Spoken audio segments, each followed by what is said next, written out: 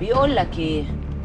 لو عايز تهزق راجل هات له واحده ست، فبلاش اكون انا الست دي واتكل على الله. كشفت حقيقته عن طريق صاحبها وفرجوا عليه الناس كلها، وبعدها تصرفاتها كانت غريبة ومش متوقعة، ده بقى التلقيح عليه طول الوقت، وكانت خايفة ما تنجحش من غيره وشايف ان ربنا نصرها. اللي بيحصل بين ياسمين عبد العزيز واحمد العوضي بعد الانفصال الناس كلها بقت شاهدة عليه، وهي اخدت حقها وفضحته وهو مقضيها غص فيها. هل فعلا ياسمين عبد العزيز حبت جديد وهتتجوز قبل ما هو يتجوز؟ يا ترى رد فعلها ايه بعد ما عرفت ميعاد فرحه؟ خليكم معانا في الفيديو ده واعملوا لايك وسبسكرايب وكملوا الفيديو الاخر وانتوا تعرفوا ايه اللي حصل بين ياسمين والعوضي بالظبط. سيرة ياسمين عبد العزيز واحمد العوضي بقت على كل لسان من اول رمضان، وده بعد ما ياسمين عبد العزيز اتفقت مع رامز جلال عشان يبقى العوضي ضيف معاه السنه دي في رامز إيلون مصر، عشان تفضحه ورامز جلال يقول اللي هي ما عرفتش تقوله عن سبب انفصالها عن العوضي، وان هو انفصل عنها بعد ما وصل عن طريقها واتعرف بين الناس. ومش بس كده كمان، لا ده بقى بطل على قفاها وعلى اسمها، وانه خلاص هيتجوز واحده غيرها والدنيا لعبت معاه وهيروح يخلف،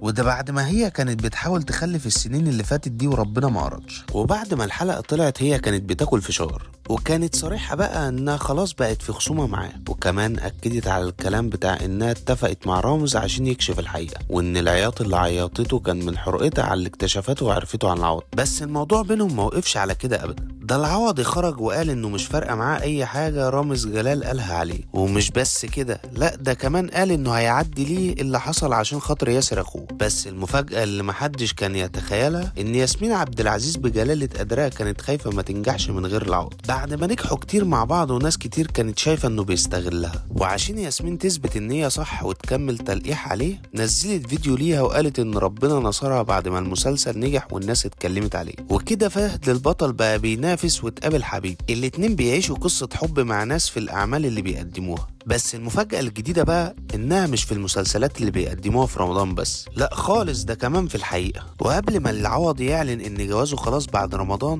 ياسمين عبد العزيز كانت واقعة في قصة حب جديدة هي كمان، بس محدش عارف هي هتعلن عنها ولا لا. بس على العكس العوضي قال انه هيعلن بس في وقت الفرح، انما ياسمين محدش عارف هتقول ايه ولا هتعمل ايه بعد ما فضلت متجوزة العوضي في السر سنتين ومحدش يعرف. فهل قصة الحب الجديدة دي هتبقى في السر برضه ولا ياسمين هتقول عنها في العلن؟ وكلام العرافة ليلى عبد اللطيف هيصدق فيه انها فعلا عندها حب جديد ويتقال عليه ولا لا؟ ده اللي هنشوفه الايام الجايه. روح للي قويكي وقولي له سيف الخديوي عمل معايا كيت وكيت وكيت وكيت. طب لو شنبك ده انت تعبان فيه وريني اخرك. على الله حكايتك يا ست.